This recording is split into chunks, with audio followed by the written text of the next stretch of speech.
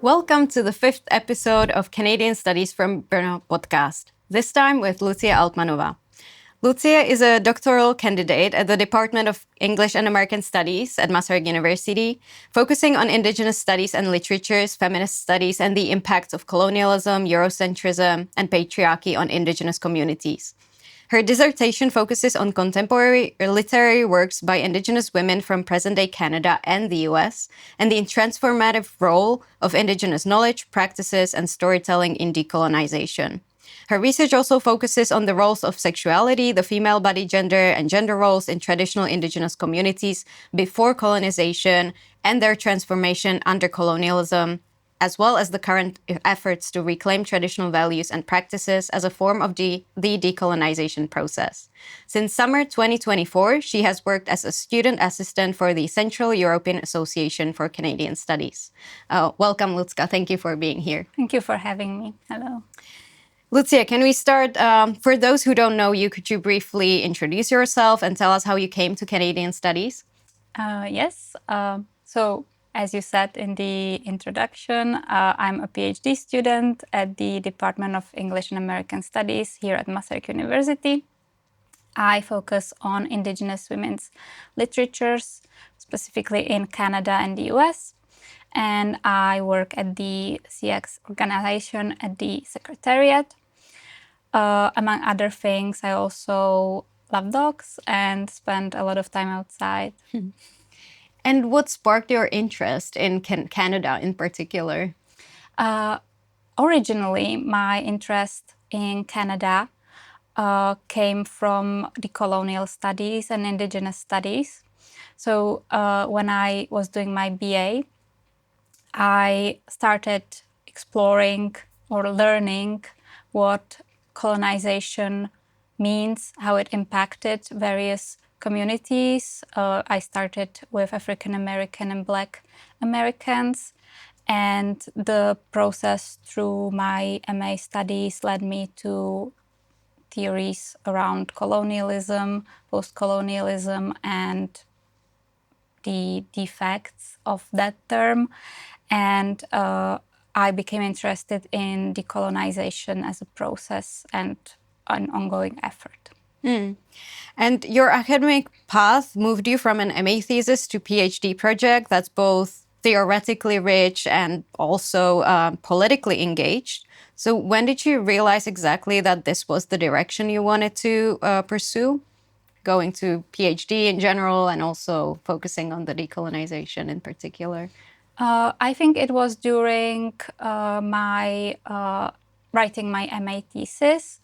I realized the limitations of the US in its treatment of Indigenous communities, and started seeing how Canada in some ways does better. But also, as I learned more about Indigenous communities and the issues of borders, I started to also, in a way, decolonize my own approach.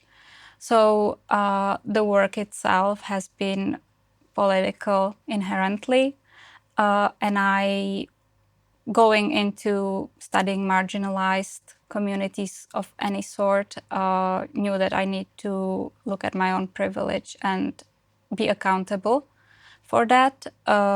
So I believe that inherently that is political. That definitely is. And you're doing a wonderful job. Your corpus includes both works from US Indigenous communities and authors, as well as Canadian. But as you mentioned, Canada is doing a better job, especially in supporting Indigenous writing. So most of your authors come from Canada, right? Yes. Mm-hmm. And your MA thesis was strong enough to be presented at international conferences when you started PhD studies in Edinburgh or in Slovenia. What was it about, and what kind of conversations did it open, your thesis? Mm-hmm. So my MA thesis is about practices of Indigenous healing. And since I'm studying literature, I'm looking at those practices how they are represented in literary works by Indigenous authors, particularly women.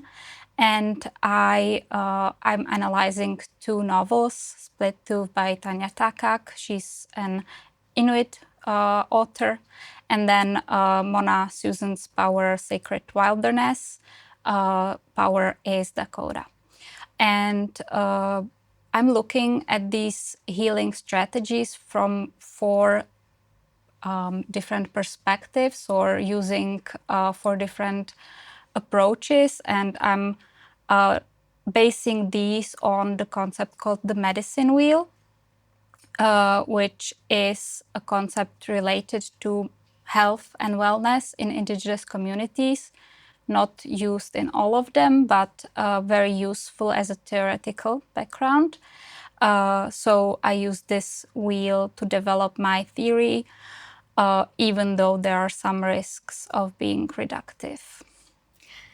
It was very well supported, and also, like theoretically supported. I really loved your thesis, and it was an honor to supervise it. But it also sparked interest among international scholars in Edinburgh in particular. So can you tell me more about those conferences and what, how were they in any way, did they provide useful feedback, or in some way were they good for your future research? Definitely. It's always very useful to be able to meet other academics, whether they are from the field or not. And what the conference in Edinburgh was really great for was actually meeting Indigenous scholars who give their feedback and can provide a very different kind of feedback than non-Indigenous scholars, basically. So that was definitely very helpful, but also I'm always happy to see discussions of interdisciplinarity and seeing others and how they approach these topics. So that's always a great motivation for me and an inspiration. And those 2 conferences that I also visited with you, they were both organized by Canadian associations, but the one in Edinburgh by the British Association for Canadian Studies, and the one in Maribor, Slovenia by our own Central European Association. Did you notice any differences between those 2 conferences? So visiting conferences that are here in Europe always feels more familiar, since we all, in a way, know each other. But I wouldn't say it makes the conference any less academically rigorous. So for me, it's mainly knowing the people who are there. What would you pinpoint as a difference? That's very true. I also feel like maybe at the British Association conference, there were slightly different topics, like more people focusing on the politics, while here it was more culture and literature, which is interesting. Yeah, definitely there were more also contemporary, really contemporary political debates. That's true, especially based on the date after the presidential election in the US. That's true. That's very true. And now I was at a conference in Seattle, and it was even more so. Basically, the whole conference was structured around Trump wanting to make Canada the 51st state. So yeah. Okay, let's move on to your PhD dissertation. In your research, you draw on critical Indigenous studies. What work does the word critical do in that field, and what does it add to Indigenous studies more broadly? So when we normally approach any sort of studies here at European universities, we tend to follow a given approach that we learn here. And when we focus on a group of people, in this case Indigenous peoples, but it can be really any marginalized group, we need to question the ways we approach those studies. Essentially, in this case, making Indigenous peoples not the object of the studies, but involved subjects. for critical Indigenous studies, it means then that we are not only studying Indigenous peoples, but we involve Indigenous scholars in those debates, and we involve Indigenous epistemologies in how we approach their art, their history, their worldview, and culture. Incredibly important work. You also use the framework of Indigenous feminism. Can you also briefly describe how it differs from traditional Western or white feminism? So I would start maybe by saying that there is often a misunderstanding that Indigenous feminism is simply a branch of feminism, just like any Western kind of feminism, which is in fact not true, since Indigenous feminism comes from the matrilineal and matriarchal basis of many of Indigenous societies in Northern America. So that is the first thing we need to acknowledge.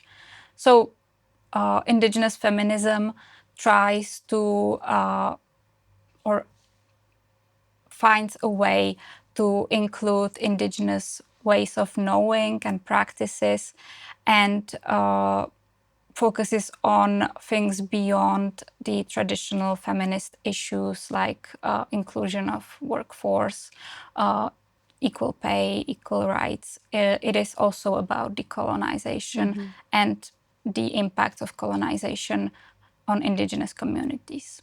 And therefore it benefits both women and men, of course, just like feminism in general, but Indigenous feminism being also more about the environment and such. Perfect. Yes. Yeah, great explanation.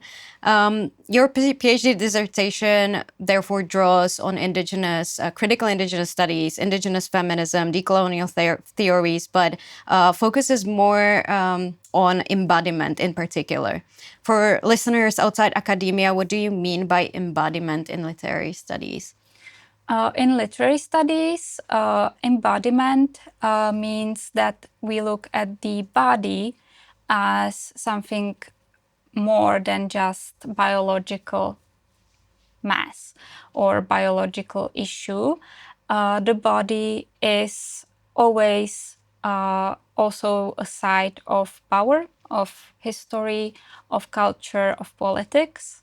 And in literary studies, we are looking at the body and how certain bodies are excluded or included, and how these processes function, and what can be done. And that is what I'm interested in.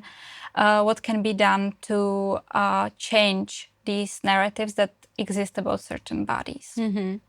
And you argue that the female body in Indigenous women's literature is not just symbolic, but material, effective, and historically situated. Why is this distinction important? This distinction is important because Indigenous women, in particular, are often positioned as symbols in a very negative way. So they are either desexualized completely and seen as animal-like almost, or they are hypersexualized and therefore dehumanized in the process. So looking at all of these intersections of how history, politics, Western culture work to shape Indigenous women's view of themselves, but also the society's view of them, is essential in understanding understanding the techniques that they use to resist these forms of oppression going further. And related to that, you treat literature as a space where bodies are regulated, but also reimagined. Could you give an example of how a literary text does this? I will perhaps use the novel or text Split Tooth, where this can be very easily seen.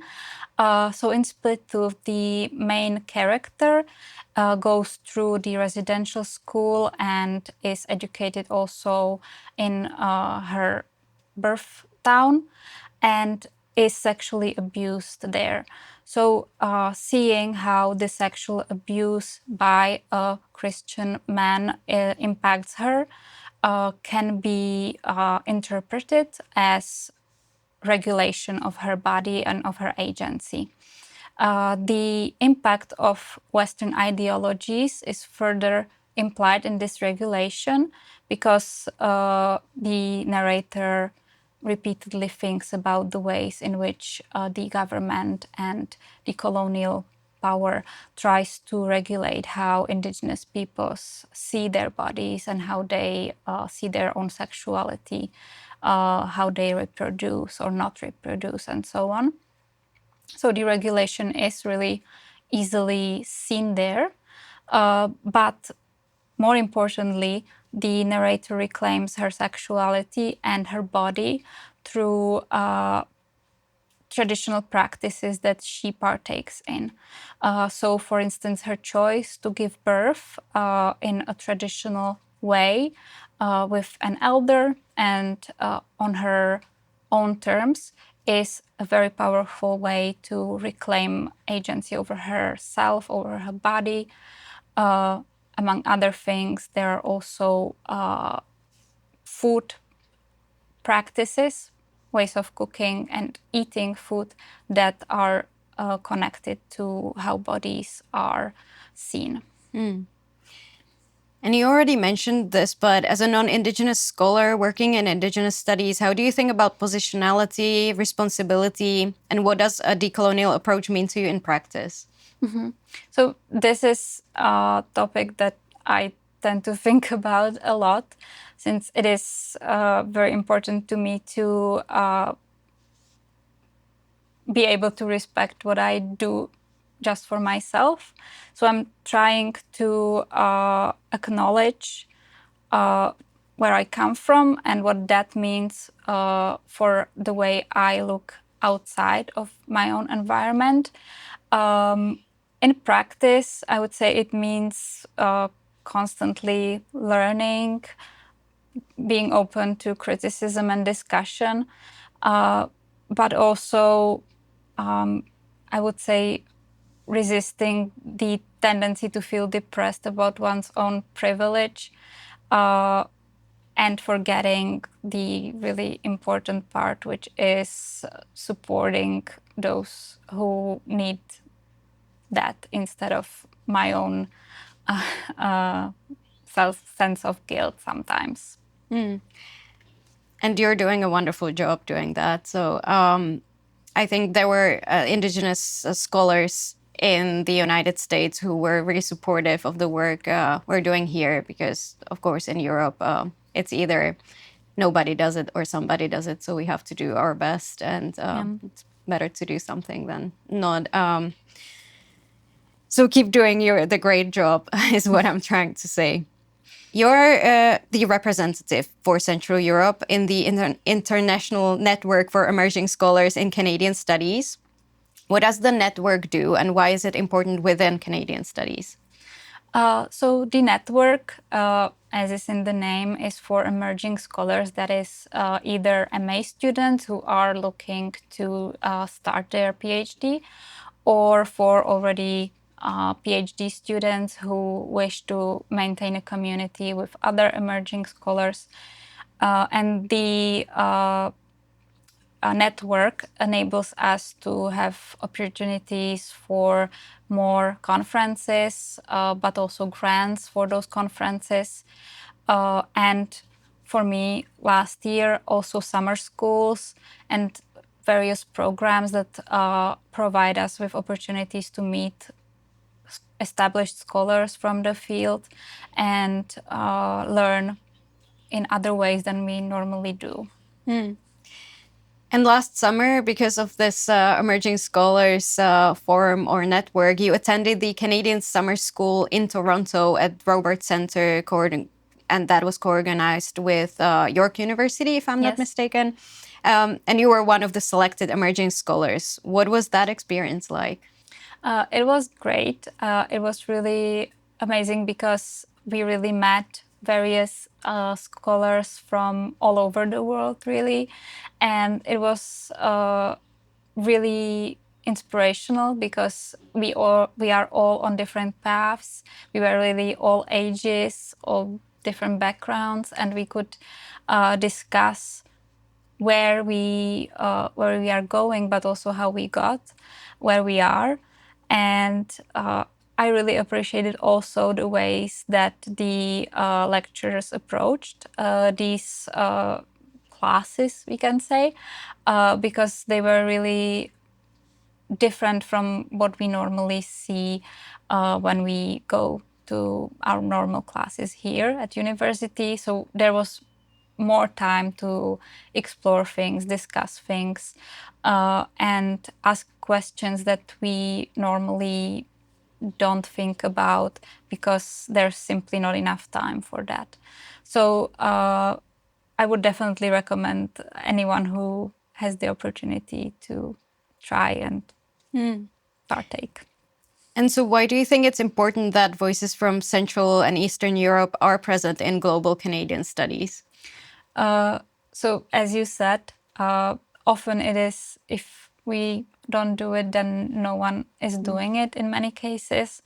So I believe that perspectives from all over the world really are needed to have a productive discussion regarding many topics. But also, if we here in Central Europe want to educate students at universities about certain topics, we need to be educated ourselves, and being in community, discussing with people from there, with Indigenous scholars, can help us understand better and then educate students better. I agree. And also, we mentioned you're at the secretariat of the CEACS, so Central European Association for Canadian Studies. In the first episode of this podcast, John Sparling talked more about this association. But what does that work involve for you, especially? So working at the secretariat is mostly communication with the members. So I'm the person they reach out to, but also who continuously reaches out to them. And I'm also the person who organizes the stays here. So we have the Brno Center with many Canadian books available, and other scholars come here to stay and use our library to do their research. So it is a great opportunity for me to meet scholars from all over the world. Just in these last few weeks, I've had 2 scholars come, so it's always great to meet those people, and it's a great job to have. And as part of CX, we also have, it's Czech members and Slovak members, also from other countries. But Czech and Slovak Canadianists, they often meet at the embassy. So tomorrow we're going to the embassy in Prague, and we're very grateful because these opportunities are, great places where we can network and also build relationship with the outside world in Canada. So looking ahead, what are the next steps for you and for your dissertation? Thanks to CEACS and its connection to ICCS, I'm going to Vancouver next semester. So I'm really looking forward to that and the research I'll be able to do there. I'm also approaching slowly the second half of my studies. So I'm slowly starting to write and putting everything together. So things are looking, I would say, good, and I have a lot to look forward to. Definitely. Congratulations on being accepted. It's a fresh news. And you'll be at UBC working under Laura Moss, as I did when I was doing my PhD studies. And this is the second time we're mentioning Laura here in this podcast. So hopefully we'll also be able to welcome her here as a host, as a guest. What advice would you give to MA students who are considering PhD research? I would say definitely try to talk with other PhD students and people who have gone through the process fairly recently, so they can give you realistic expectations, but also some level of self-reflection, perhaps, on whether this is something that a person or you want to do. It is, for me personally, a very fulfilling process, but I would say it would not be so if I was not that interested in what I'm doing. So really choosing a topic that you care about and want to know more about constantly. Absolutely, well said. So I have a few final questions. Do you have a Canadian Indigenous novel recommendation, for it can be more than one? So I will say Alicia Elliott's And Then She Fell. And also, I cannot recall Tracy Lindbergh, Birdie. Oh, that one is a good one. Yeah. A theorist you keep coming back to? So I do not have a theorist per se, but I keep coming back to a collection edited by Alice Hall, Contemporary Literature and the Body. And it is really a great introductory, but very deep, extensive collection that covers many different topics. Toronto or Brno? I would have to say Brno still. So, okay, yep. My final question. I'll use the title of Daniel Heath Justice's work to ask the final wrap-up question. Why do Indigenous literatures matter? Oh, wow.